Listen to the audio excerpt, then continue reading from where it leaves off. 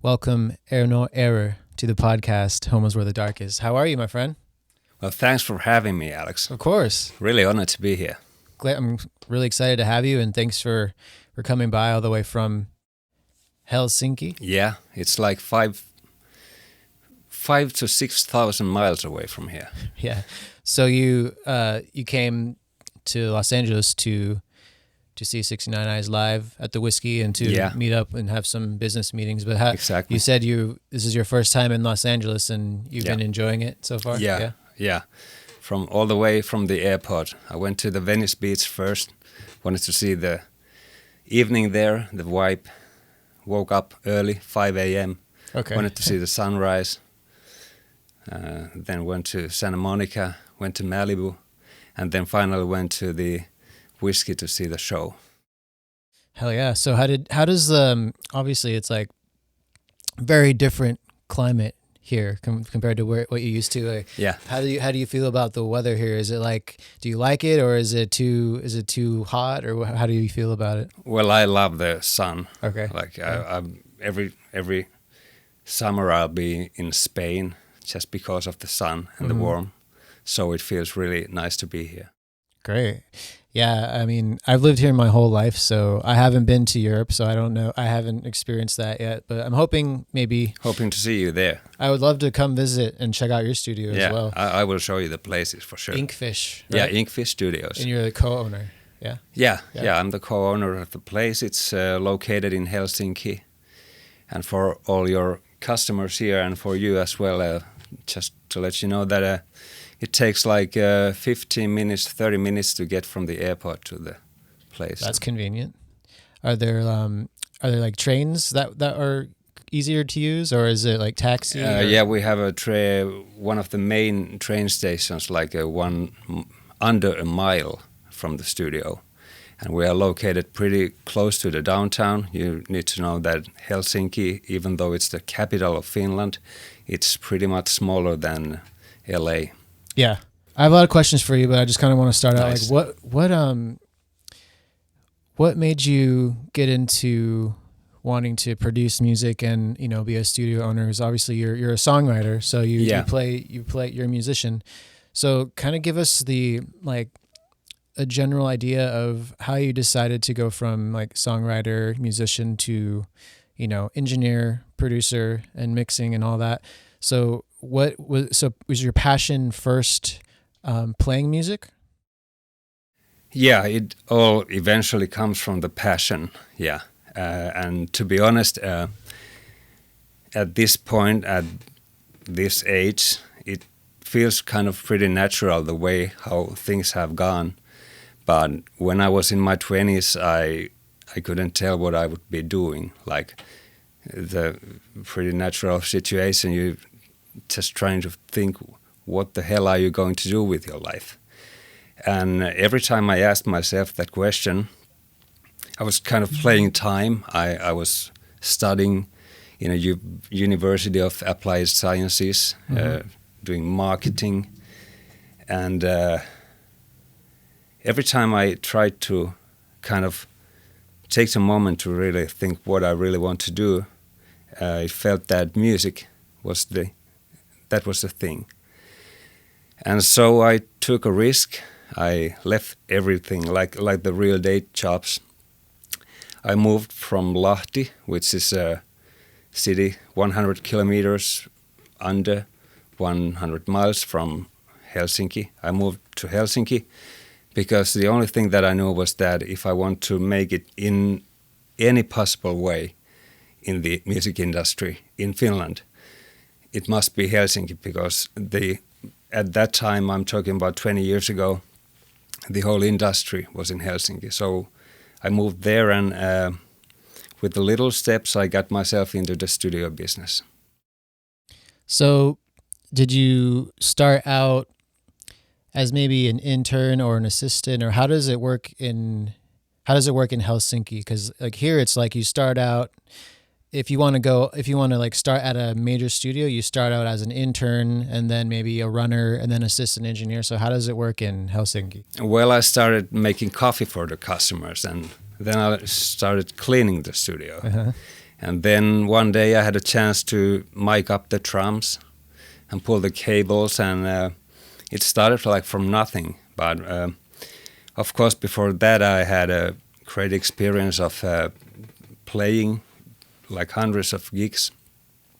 Actually, I realized that while I was studying, I was making more money from the gigs at weekends than from my daily jobs after the studies. So I kind of felt that maybe I should concentrate more on the music. And the studio environment, it felt pretty natural for me. Actually, this is maybe quite naive to say, but from this perspective and at the age of 20 or so, I think that one of the main influences that really got me into the studio thing was seeing the Metallica Year and a Half Part 1 at the age of 13. Mm-hmm. You know, it's a documentary about Metallica doing the Black Album here on 101 Studios in North Hollywood. And it was such a great insight to the making of music. Like before that, I was so into the music, like listening to all the records. But in that documentary, you could hear the drum sound in the huge studio and all the different angles, different kind of small things that are in the mix left behind somewhere in the background, you know. Yeah. And all of a sudden you hear like this main riff of Sad But True played with a baritone guitar and all these details, and I was so fascinated by that. So later on I think that was really a game changer for me. Like it really turned the way how I kind of got interested about music, not just playing but just like the sounds, like the whole scene, how you make records, you know. Yeah, so you discovered that you wanted to pursue the studio environment and learning about producing and engineering and layering sounds in the process of making a record. And yeah. So all that really, you know, it enticed you, so you decided to go down that road. And yeah, and now yeah. you're here. Of course, yeah. At the age of 13, I didn't figure it out at that time, but I think it's pretty natural that when I had when I was 15 and all the way to my 20s, I had many band projects, and somehow I was always the guy who was like, first it was a mixer that went straight to a tape, and we would record our rehearsals or make music just by a 2-track stereo mix, you know, scoop it meets high and low, and yeah, the best possible sound. Yeah. And it sounded awesome where we got home. And then a friend of mine had a 4-track, a cassette player, and then all of a sudden we had a 8-track. And when I was doing gigs, I had afforded to buy a 16-track Fostex, which had like this really tiny screen. If you wanted to edit something, you like it was really hard. But anyway, that's I learned to do music with that, and later on I went to the Pro Tools world, and that's been ever since. Yeah. So when you started to work at these studios in Helsinki, like what was the first spot that you started to work at? Well, actually, talking about the studio thing, I was really lucky to meet good people in the early days. Like as I mentioned, I moved to Helsinki. I had no connections at all, and I took like the biggest 5 studios in Helsinki. I wrote an email to all of the places and got some answers, but the first place that actually called me was the Inkfish Studios, where I'm at this point. And there were 2 owners, Gabi Hakanen and Rauli Eskolin, who were in contact with me, and I went there and we had a chat about music, and it kind of felt that we had the right chemistry, and they were actually looking for a young, enthusiastic guy who would be into the music business, and my main point was that I wasn't looking for the money, I was just willing to do whatever it takes to just get my foot, to the business, and that's how it started. Wow. So the first studio, Inkfish, that you contacted is what you ended up staying at this whole time? Yeah. Wow. I've had a nice environment to grow to the business slowly. So you started as like an intern and then an assistant, and then now you're head engineer, or yeah. Wow, that's great, man. So yeah, what is out of all the processes in a studio, right? We have engineer, producer, mixer. I mean, what is your favorite task, do you think? Do you like to track more? Do you like to mix more? Do you like to produce more? What is your ideal part of the studio? Well, I've done pretty much everything, but I think that my main focus is more and more in the production and arranging songs for people and the songwriting. So I think that's the main thing: production, songwriting, and arranging things, songs that are somebody else has written the song, but they need the perspective for the arrangement.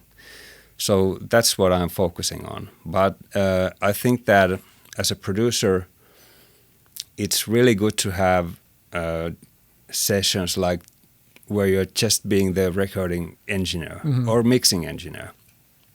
But in those cases, it's in an ideal situation, you get a song that you haven't done like any production. You just focus on with fresh airs to mix it.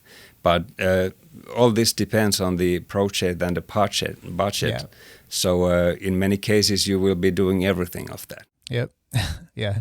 I've had a lot of situations like that in the past, like, let's see, probably in like the past 7 years. Yeah. I've had a lot of situations. It's mainly because of budgets. Like you said, it's because bands have tighter budgets these days. So can't hire an engineer and a producer and a mixer. Like they just want the one guy to do everything. Yeah. So those projects can be challenging because it's very easy to lose perspective if you're doing everything. Yeah. So yeah, I think there's a lot of value in hiring specifically like an engineer and having like when you're tracking an album, have your engineer and a separate producer there with you so they can focus in on those specific tasks. So you can potentially have a better product. Also, once all the tracking, songwriting, tracking, and arranging, production is done, then sending it off to a separate mix engineer so they can, have their perspective and mix the track, then send it to the mastering engineer. But yeah, I'm sure you've done a lot of projects where you're the engineer, the producer, and the mixer. Yeah, that's and maybe how it the goes. Mastering as well. So yeah, that's just like the state of the industry right now. Unless you're a band with a huge budget or a bigger budget and you want to invest in, going and having the separate engineers and producers and mixers and mastering engineer, and you want to do it that way. It's just whatever gets a great product, and whatever, as long as the client is happy at the end of the day, or the artist is happy, I guess. But yeah, I mean, do you, so you said production and songwriting is what you're mainly focusing on, but do you find yourself, like you said, do a lot of these projects, are you having to engineer, produce, and then mix as well? Or are you finding yourself sending off your productions to be mixed elsewhere, or? Well, both. Yeah. First of all, I need to say that the culture at the Inkfish Studios when I got there was that you need to be able to kind of handle the whole thing, from the recording it, production, mixing. Mastering is something that I always want to give it to someone else. At least that there is this extra pair of ears in the last stage. But now I've had some projects where the budgets are so big enough so that I can concentrate on some parts of the project and the production. And as a studio owner and because the fact that I've been working with the gear that I have for so many years, I kind of feel always natural to have the responsibility of the recording, because I know the gear and I have my certain setups and mics and stuff like that. So even if I'm producing, I don't necessarily need an extra guy for the engineering. Mm-hmm. But if I'm in a different studio, like some place that I haven't never been, then it's totally different case. Yeah. Then I want to just focus on the production. Totally, yeah. Because like you say, you work in a studio for a certain amount of time, and then you become comfortable and accustomed to the room and the gear. Yeah. So you have your workflow is locked in. But when you're thrown in, say an artist wants to hire you to produce, but they want to work at a different studio, maybe one that you've never worked at before. So yeah, in those cases, it's great to have an assistant engineer or the engineer handle that for you so you can focus on the production and overseeing the project. So yeah, that makes a lot of sense. Like here and there, I'll go to different studios to track drums, or vocals or whatever the artist wants. But yeah, like a few times a year, maybe like half a dozen times a year, more if I'm lucky, I'll get to go into other spots and do that. And there's been one that I've gone to for almost 10 years now. So when I go into that studio, I'm still pretty familiar with the gear, so it goes pretty smoothly. But yeah, if it's a brand new spot, then yeah, it's always ideal to have that assistant engineer to like show you how the patch bay works, just get you familiar with everything, so you're not like wasting time trying to figure out how everything, the signal flow and what's going on. So yeah. Tell us a little bit about the process for, you guys just put out the new 69 Eyes album. Yeah. Which sounds great, by the way. Sounds beautiful. Excellent production. So how was the process working with the 69 Eyes, and did you just come in right away and just start tracking, or did you do a little bit of songwriting with them as well? Or tell us a little bit about that process. Yeah, thanks for asking. First of all, I need to say this, that we both saw 69 Eyes at the Whiskey. It was a sold-out show, and the band was they were in a great shape, I would say. Yeah. Really vital. We have to remember that they've been around for 30 years. And they still got that. Jyrki was so energetic, and the band was playing really tight. And actually, there's a story behind this whole Whiskey thing. 16 years ago, I met the band for the first time. They were here in the States on a tour, and they recorded a live album from the Whiskey. And I was partly mixing that album. And now 16 years later, I had a chance to go to the Whiskey and see them actually live there. And what was really nice was that a few weeks ago, they had released the latest album, which is titled Death of Darkness. And I was producing the album, and it was like a natural movement from the mixing a live album, and 16 years later we are working together with this album that I'm really proud of. I think in many ways it was, in a way I think it was my teenage dream, meaning that we had enough budget to really focus on making a good sounding record.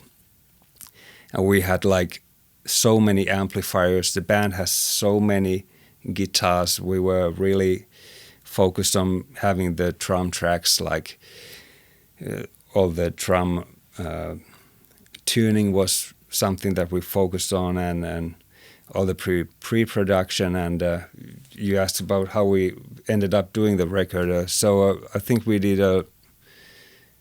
put time and effort on arranging the songs. And I went to the rehearsals.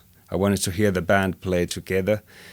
And on most of the songs, I wanted the band to be playing when the drums were tracked, because I wanted to add in some way the energy for the drummer. And then we did this.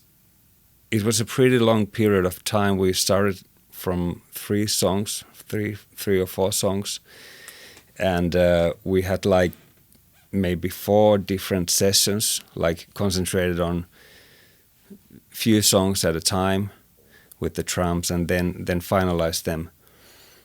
And yeah, that's how it went. First, a lot of time in the rehearsals, and then a lot of time with the pre-production, and a lot of time with the arrangements, and making sure that we are in the right key. Mm-hmm. Because every time you can make the background sound like awesome, but if it's not suitable for the vocalist, then you are going the wrong way.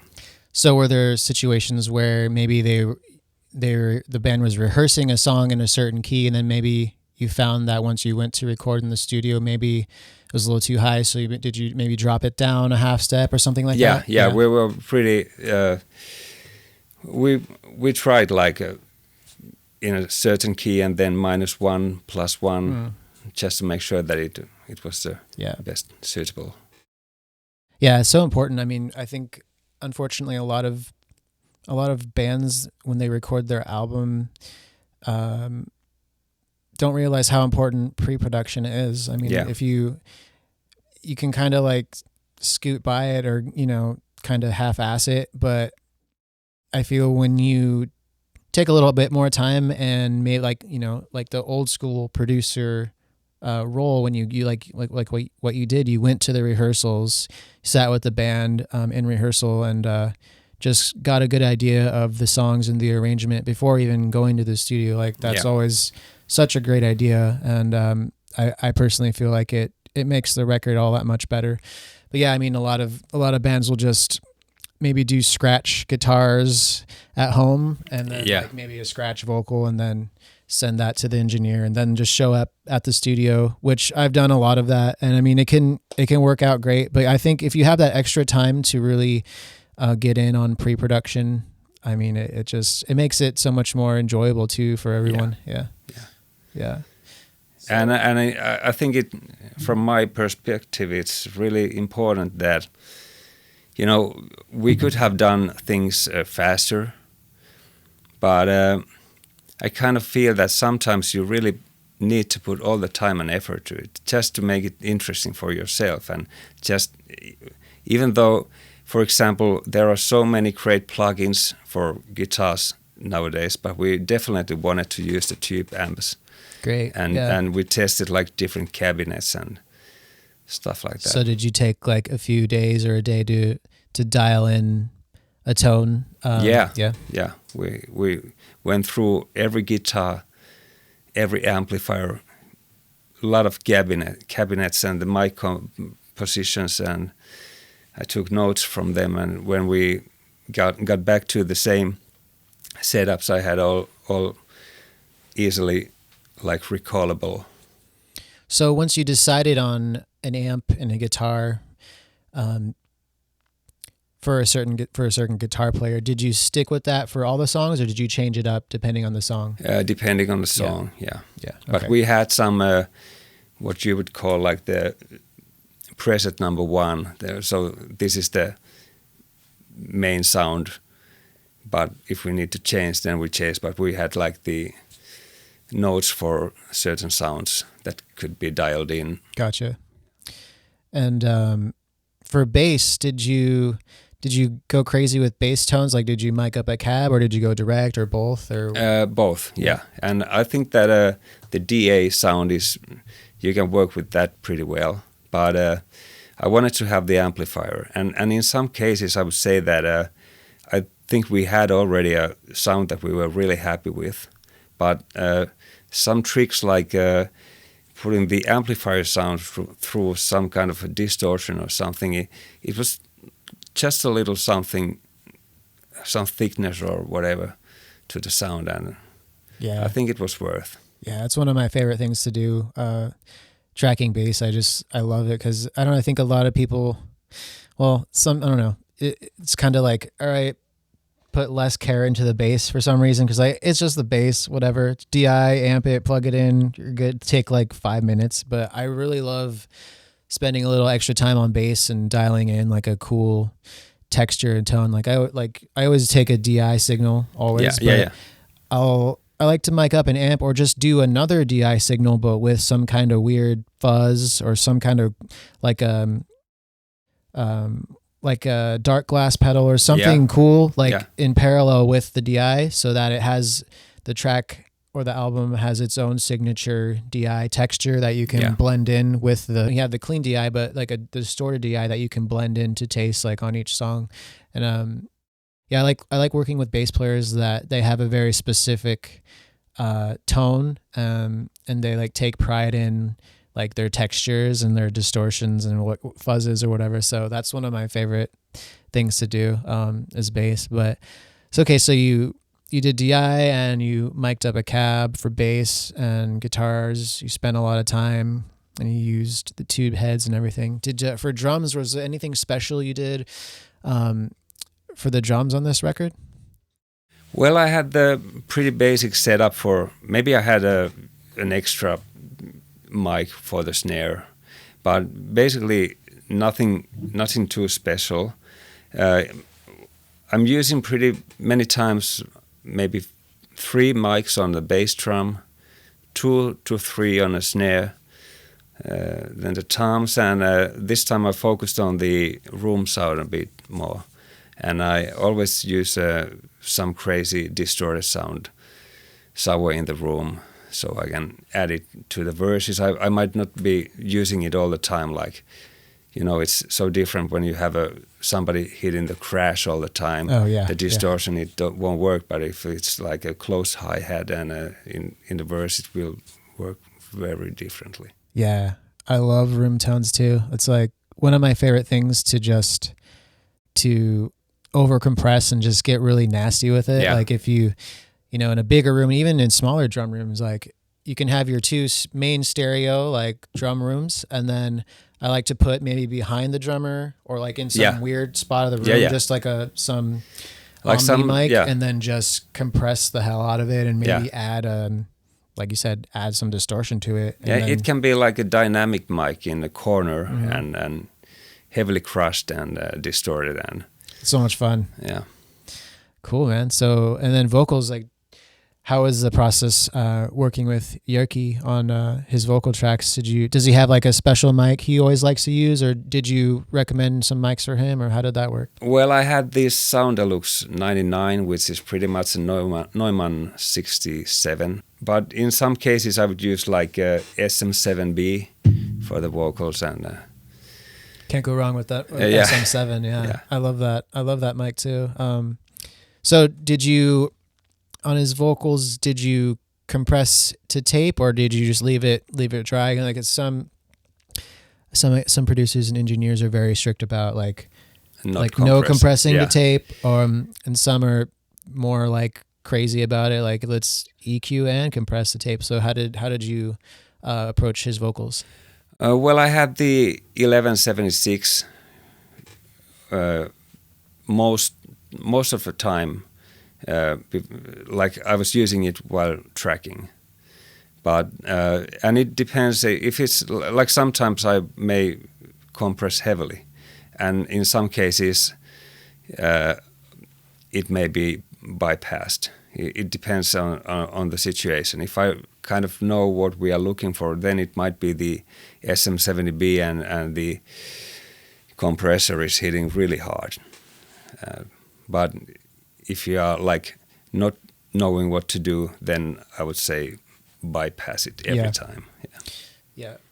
I think it's like for rock and metal, like when it's a more aggressive vocal, or maybe like something where there's a lot more projection or screaming, in fact, like then it's, for me, it's when it's really fun to use compression to tape and just to like kind of control it a little bit. But if it's like a really soft, gentle vocal, then I might not compress it at all and just have the vocalist get a little bit closer and then just leave it open and not compress it. I guess like it just depends on, what the vocalist is doing, Yeah, So. about on this album, the vocal production. First, we took some time to kind of to get to know how to work together, and eventually we were pretty fast with the.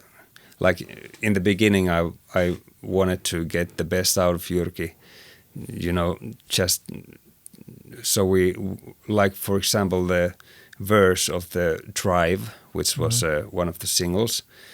I think we took it like 3 different takes on different days. Okay. And I think in that one, it was the last one that we used. Yeah. Oh, the last day? Yeah. Okay. Yeah. Cool.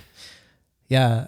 It's interesting because, from my experience, usually if the vocalist is if they're feeling good and they're like having a good day in the studio, from my experience, it's usually like, if we're doing a lot of takes, it's usually like the first or second take that ends up being the best. And then the more you do, not worse it gets, but just the more they get the full character and the best performance out within the first or second take. That's just from my experience. But sometimes if you've been working on, a record for a while and you have like a week or two or however long to record vocals on an album, and then maybe you come back to a song later in the week that you recorded on maybe the first or second day, and the vocalist is more in the character and more, has more of the vibe, and you go back and maybe that additional take is better because they're in the character more than they were. Yeah. So that makes a lot of sense. I don't want to take like 30 takes, vocal takes. It's horrible. I prefer to take from 1 to maximum 5 takes. Yeah. And then in some cases we just try another day and then we make the decisions. Yeah. I find that's more enjoyable for everybody instead of, I'm sure you've had projects where the vocalist just insists on doing many, many, many, many takes and you're just, and it's just usually never gets any better. So then you have like 30 or 40, takes or playlists in Pro Tools of, and you're like, well, fuck, which one? It just takes forever to go through and to choose. And when you're trying to comp the vocal, it's like, it's overwhelming with all those decisions. But even with that, if you have 20 or 30 vocal takes in a playlist and you're trying to comp together the chorus, like I said before, like from my experience, most of the time out of all those takes, like the first or second or third one is the one. That's so on this record, you engineering and you produce as well, but I believe you ended up mixing some of it as well, right? And you co-mixed it. I co-mixed it with a guy called Miles Walker, who lives in Atlanta. And I've done a few records with him, and we have such a great combination. I make it like 95% ready with my Pro Tools setup. He has all the plugins the same, so he will open the session that way. Yeah. And he has the final touch to the mix. So that's I've been doing a few records with this kind of combination, and it worked really well with this one. Nice. So you both work in Pro Tools, and you got the mix, like he's like 90% there, and then he can open it in his studio, and since you guys have all the same plugins, everything opens up exactly. And if there's something that we decide that I want to make a change, I can, because I basically have the same session, I will do some finalizing, and then I will send another version of it, and we'll get it right. Gotcha. That's cool. And then you co-mixed, and then who was the mastering engineer on this record? Tom Pager. Okay. I've been a fan of 69 Eyes for a long time, so I've heard all the records. Okay. It just seems like each record they do, it just keeps sounding better and better and better, and this record sounds phenomenal. So I just want to tell you, amazing work, man. It sounds so good. Fantastic job. So yeah, it sounds so huge and aggressive and like punchy, and his vocals are just, very clear and up in your face. So yeah, man, great job on the record. Yeah, thank you. That means really a lot, because we put we put so much time to this record. So and it's got some great reviews from all over the world. Jyrki sent me some reviews from Europe and as well from the States. So at this point, it feels great to hear that people have been happy listening to it.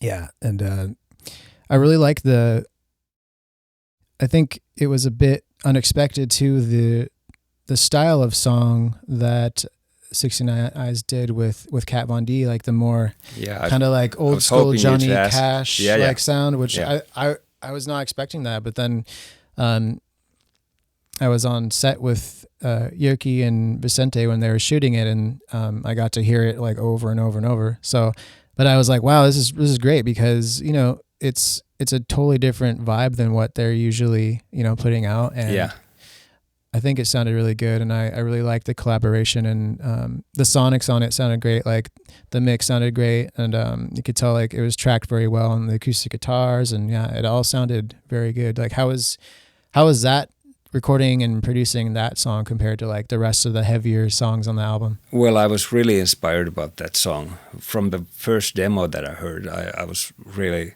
like, we need to have this song on the record. And for me, I think I'm a huge country fan, and I kind of felt that there was a pretty surprising point of view, and it was so different from the other songs on the record. And then hearing that Kat Von D would be interested in to the song as a duet, so it was an interesting combination, and we had great time working on the song, and I spent so many days on that song to make it sound like what it is. Yeah, so did you take a little extra time, because that song obviously it has acoustic guitars, and what's your approach for acoustic guitar tracking? Do you like to spend a lot of time with mic placement on the acoustics, or do you do a DI as well, or is it all mics? It's all mics, yeah. Hardly. Well, in some cases, the DA sound may be suitable for but in this case, I felt that it was like two mics, and depending on how it was played, whether it was a picking or strumming, it kind of, you need to do some different techniques with the mics at that point. Yeah, I think that was one of my favorite tracks on the album, man. Like they're all so good. It's an important track for me as well. Yeah. So when did production start on this record? Was it in early 2022, or has it been a while, or? Well, I think we got it finished late 22, and in different periods of time, I think we worked on the record for maybe a year. Well, not a year at all time, but in a year, I'd say we did the whole record. Yeah. Awesome, man. So what else have you been working on this year at Inkfish Studio? Any other big projects that you'd like to talk about? Yeah, actually, I must say that, as I mentioned, I've been working in the industry and in the studio business for 2 decades. And there's been like closer to 100 different artists that I worked with. But I think that in this podcast, it would be interesting to focus on some of the records that I've done lately. Sure, yeah. Yeah, and I actually took a few albums with me to this. And I'd like to start from Sami Jaffa, who's originally from Hanoi Rocks, used to be the bass player in the band, and he's been in the business from the late 70s. And I had a chance to meet Sami a few years ago. This album was released a couple of years ago, and my partner in the studio, Gabi Hakanen, runs record label which is called Vallila Music House, and he wanted to sign Sami. And that's when I met him first time. And if we had a discussion about the 69 Eyes record, and I was like making sure that we had every bass beat, every power chord, everything like as I was thinking it would be. So this was a bit different project because Sami had been working on his solo material for such a long time. So the songs some of the parts were like recorded at his home, and we did some of the drums at the studio, but this was kind of a combination from so many sources. So I think it was really interesting to work with this record because I didn't have all the control for everything. Like in some punk rock songs, there would be some backing tracks, backing vocals that were already distorted in the recording phase. Mm-hmm. And I think it made the record only better. Like in this case, I think you should check this out. It's a great variety of different genres on the record. Of course, it's a rock and roll record foremost, but there are so many influences from different kind of styles. And I think this was a really important record for me that eventually got things from this one to another, and from there to another, and finally to this record that we've just done. So after I had the Sami's record done, he was so happy with it that he mentioned Michael Monroe, who's also from Hanoi Rocks, the singer. He mentioned him that he got this new guy, and we had such a good cooperation that he wanted me to meet Michael and to talk about maybe making a record together. So we had a talk about his music, and I had some ideas for it, and we ended up making this record together. And I'm really honored to be on this one because, as I mentioned, Sami's album was it was so nice to do because we had so many types of recorded tracks on it, and this one was done at Inkfish from the beginning to the end, and I was partly in the production. I engineered this, I mixed this. And what's different in this compared to these two others is that the band was playing the tracks mostly live in the beginning. We used the live drums and the basses, and then we layered the guitars. But actually having this kind of rock and roll band playing like on every take, there was no situation where only the drummer would be playing his parts. Mm-hmm. Every time we were tracking the drums, there would be the whole band playing, and every time they gave everything out of themselves. Like it felt that they were like on the stage all the time. So the energy was huge in these sessions, and this was really intensive. We did the whole record in 5 to 6 weeks, I'd say, and it included the recording and the mixing and mastering. And it's pretty quick. Yeah. But we were every day at the studio, and it was November. You know, you've never been in Finland, but freezing. If you want to feel the darkness, then you should come on November. There's no sun. I would love it. How cold does it get? Well, at that time it's not the coldest part of the year, but it's definitely the darkest because there's no snow in this. There's no snow, so it's just everything's black.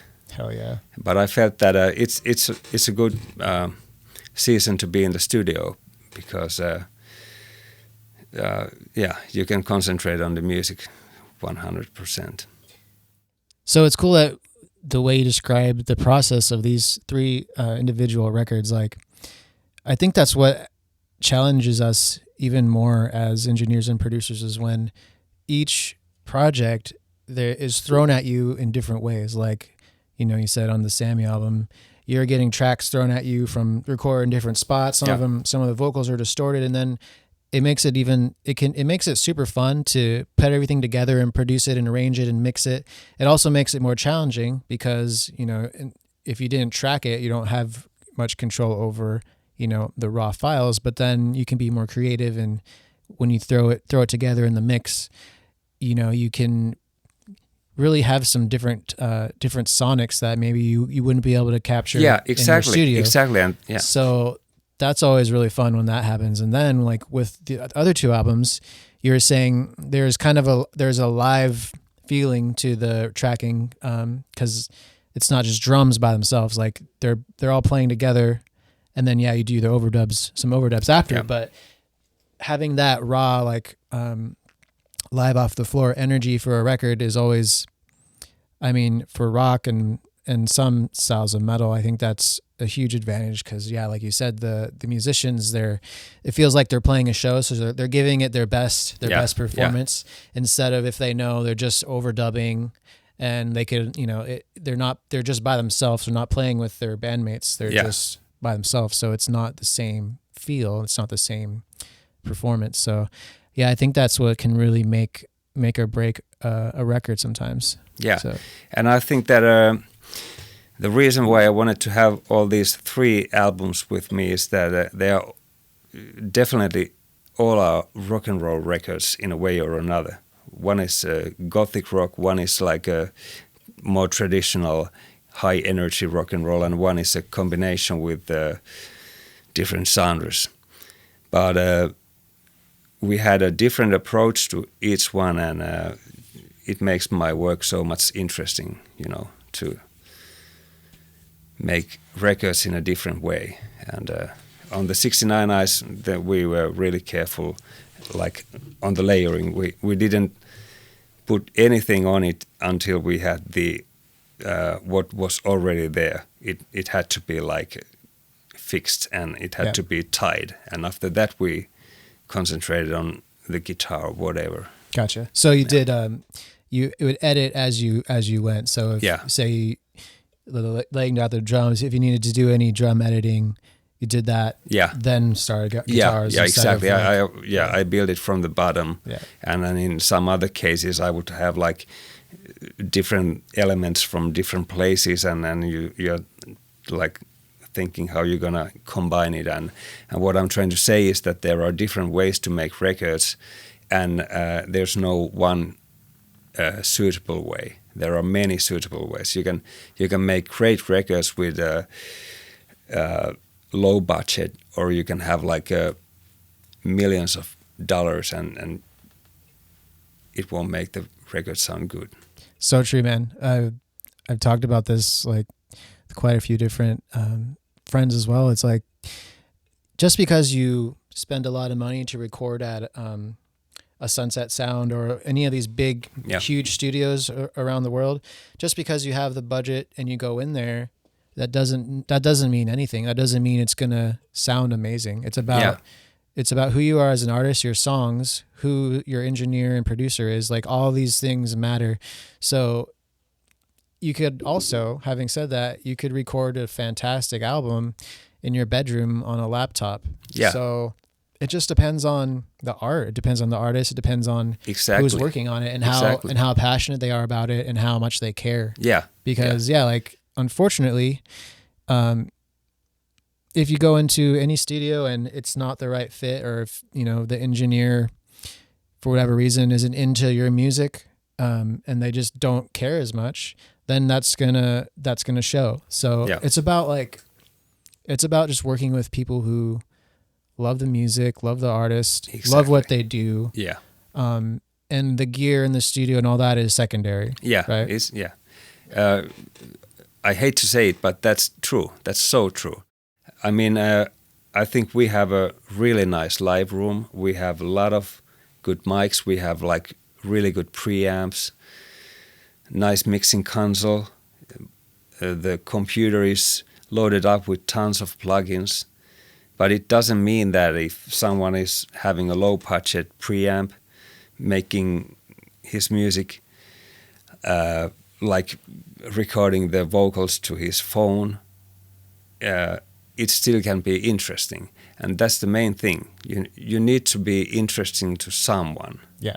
Yeah. Well, yeah, that's a great point. I mean, I've heard records with like, you know, maybe the engineer and producer would say like, oh, well, actually, that vocal was like he texted me that vocal from his phone that he recorded. We were going to use it as the demo, but then it just sounded cool, so we left it in. Yeah, and you could exactly. It doesn't matter how you get it. It just matters what the final product and the final result is. So exactly, and sometimes it can be a combination of these two very different worlds. But I think,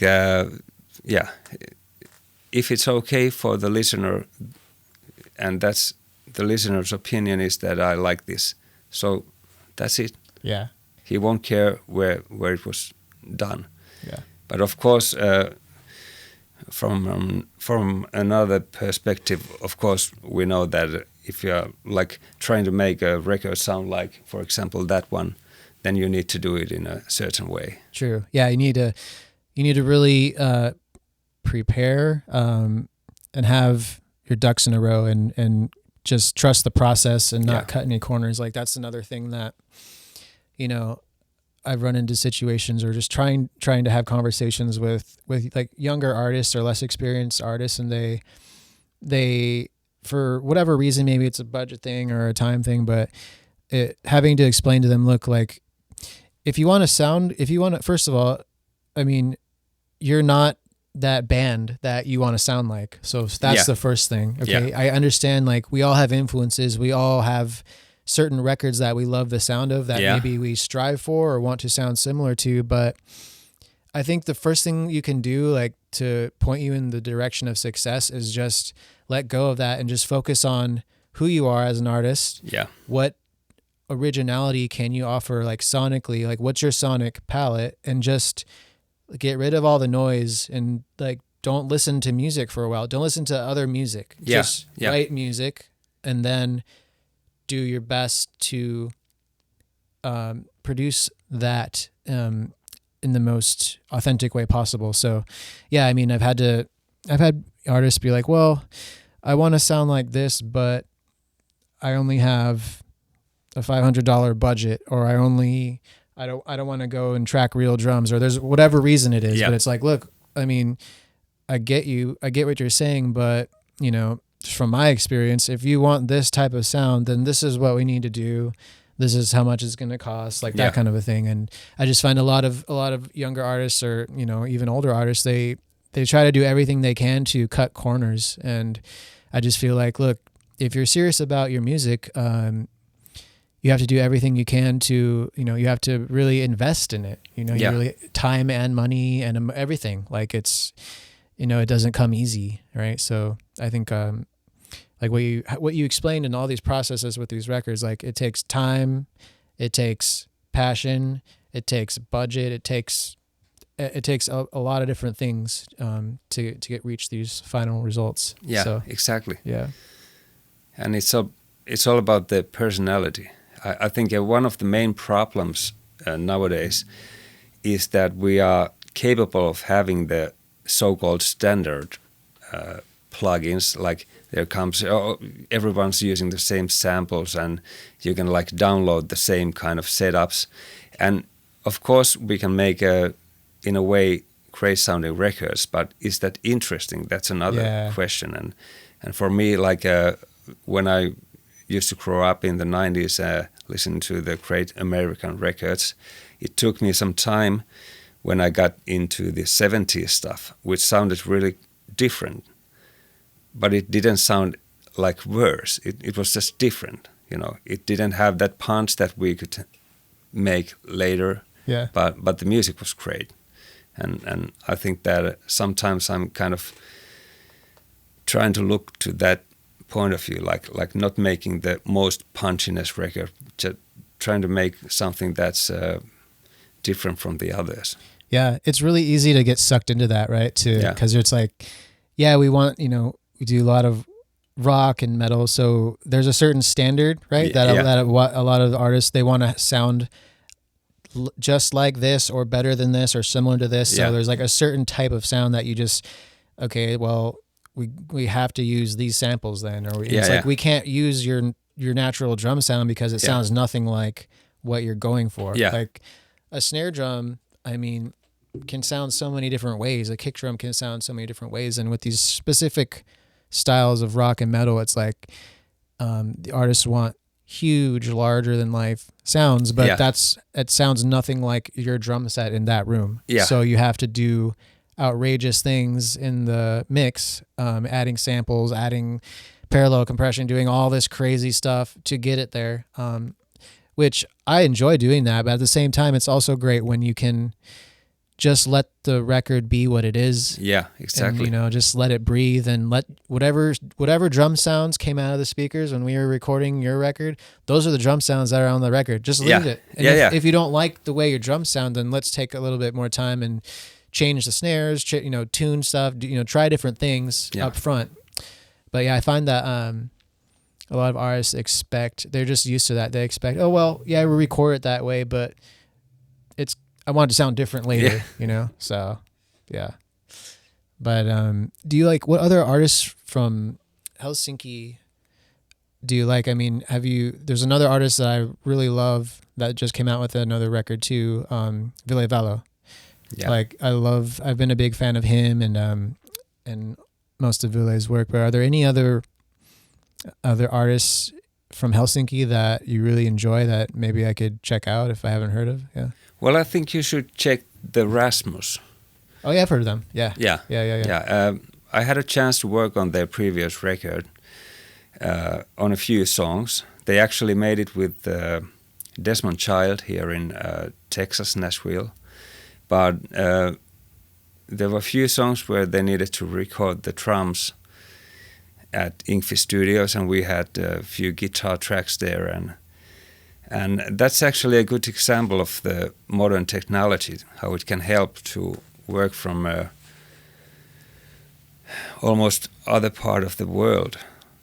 Like we were working from in Helsinki and in Nashville at the same time, using the Listen to plugin from the Audio Movers. Oh, cool! Yeah, which makes it possible to, like, they were listening in Nashville the session while we were tracking it down in Helsinki, and the delay was like a second or two. Like when I would end up the recording, I would hear the end of the crash hit like few seconds later, and that's not that bad. Yeah. That's rad, man. I know in the newer version of Pro Tools, there's like that live, what's it called? I've never used it, but there's like that collaboration option where you can sync up with anybody and in whatever you're recording, like they're seeing in their session too, which is pretty crazy. But yeah, I mean, we have so many options these days, and I think that's another issue is like there's so many new digital advances in music with the different DAWs and plugins and amp sims. Like it can get very overwhelming because there's so many options. Yeah. So I feel like with my productions and mixes, I'm trying to just like stick with, okay, this is just the EQ I use. Just always like try to use less plugins. Yeah. And instead of like, trying to just scroll through the huge menu of stuff, I just try to use a couple different things and then just mix it and not think about it. So yeah, there's so many options these days. But do you do anything like that when you're mixing, or do you have like go-to plugins that you try to always use, or is it different? Well, I have a lot of go-to plugins, but from time to time I will try to arrange some time to just go through these. Because the fact is I have like too many plugins on my computer. Same. Yeah. Yeah, it gets very overwhelming. Yeah, and actually I was mixing just one record a few weeks ago, and I realized that, as you mentioned, I think I've been using less plugins nowadays. Yeah. Sometimes I tend to put like a plugin after plugin, but does it sound better? Yeah, I think that's one of the biggest challenges is like you can psych yourself out I find like the more you add, like it's not that it gets worse, but you just get farther away from like the true intention of the sound. Yeah. So, and sometimes the soloing tracks separately and working on them separately. Yeah. It's a big mistake. Yeah. So yeah, I mean, I try to check myself. So if I'm noticing like, okay, why is it taking me so long to reach the sound that I'm hearing in my head? Then maybe I just kind of backtrack and go, okay, well, I'm just going to use one EQ and one compressor, and maybe it's in the same plugin. Like I use the Slate stuff a lot. Yeah. So, and the VMR has all kinds of stuff. So I might even just use that only and try and see if I can get where I need to go just with that. Yeah. And it's really easy to get carried away and just do too much. And then you find like when you start to take the plugins off and just let the mix breathe, like it sounds better. Well, actually, one of my all-time favorite albums, it's Bobby Bland, Dreamer. It's from 1974. And when I was younger, I thought that it was really greatly mixed album, which it is. But what it really is, it's greatly arranged.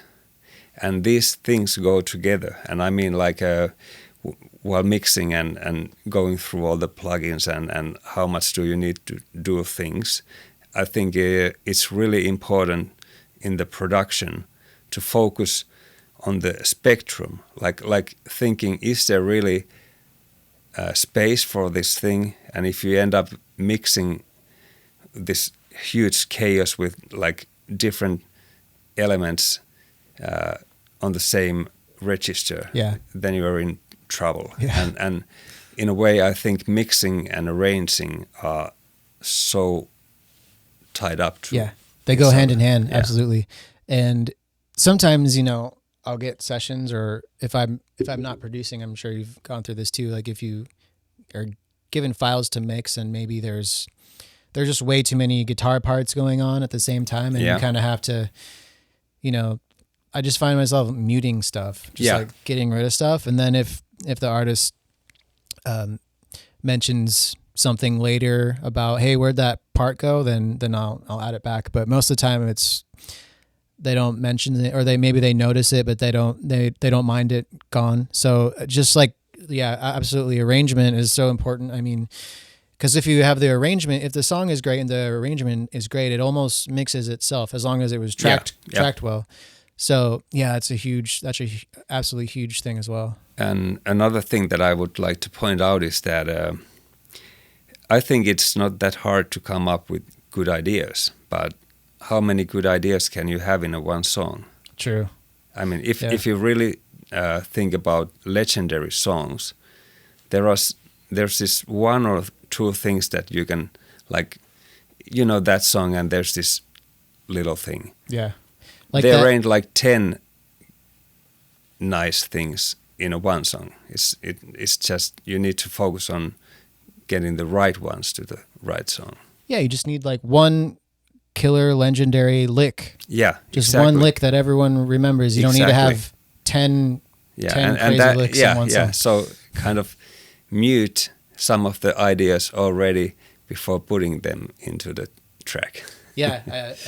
Simplifying is great. Is a great thing to keep in mind, because often it's easy to get carried away and have one idea like, here's a great riff, or here's a great bass line, or let's change it. Let's change it here. Let's change it here. Let's add another layer. Let's add a whatever. And and another thing is that when you're doing like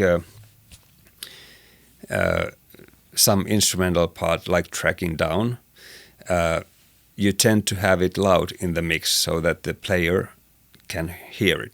But I think one really great trick is when you got the sound, like everything's good with the sound and the idea is figured out, then lower it down to the level where it's going to be. So, because in some cases, if you have it like it's the main thing, like above the vocal, then you might end up doing some things that you wouldn't do when you realize what's the meaning of that part. Yeah, that's a great point. In the background. Yeah, great point. Yeah, like if you're, I find myself doing that a lot. Is like if even with soloing, like if you're tracking a guitar solo, and obviously the artist needs to hear themselves, but after a certain, like maybe you do 1 or 2 takes and then you want to do another take, like that's a great idea to maybe bring it down to, you know, an appropriate level where it might be placed in the mix, so that. And of course you can bring it back when you are recording, but when you are like thinking about the way how it should be played, I think it's many times really necessary to kind of figure out what's the role in the song. Yeah, that's a great point, because then it allows you to maybe alter the lick or the lead just slightly so that it is arranged properly in the mix. So if it's exactly. Maybe realize, when at this level, like it's too busy right here and it gets lost. So maybe you just simplify it, and then it's exactly at that level. It's audible. Yeah, that's a good point. Cool, man. Well, before we wrap it up, is there anything else you'd like to plug, or could you let us know, you know, where we can reach you online, like your social medias and your websites, in case anyone wants to contact you? Yeah, of course. One of the main reasons for being here is the fact that I got a great studio in Helsinki, and it doesn't mean that you should fly there in all cases. Of course, everyone's welcome there, but you can contact me. I think you should check out the inkfish.fi. Okay. That's the website for our studio. And you can find me from the Instagram, Erno Error Laitinen. Perfect. I'll put all the links in the description so everyone can click on it and check it out. Thanks. Cool. All right, man. Well, it's been great to have you. Great to learn a little bit more about you. And I know we just met today, but dude, I've been really enjoyed our conversation. It's great to chat. Alex. And I really like everything you had to say. And, you know, I feel like, you know, we have a lot in common. So I appreciate you coming by, and I love the work you did on 69 Eyes record. And nice to hear. Yeah, I hope to maybe one day come visit in Helsinki and see your studio and hang out. Yeah, so. That's how we'll do. All right, man. Thank you so much. Meet you in Europe. Hell yeah. Thanks, man. All right. Thanks. Cheers.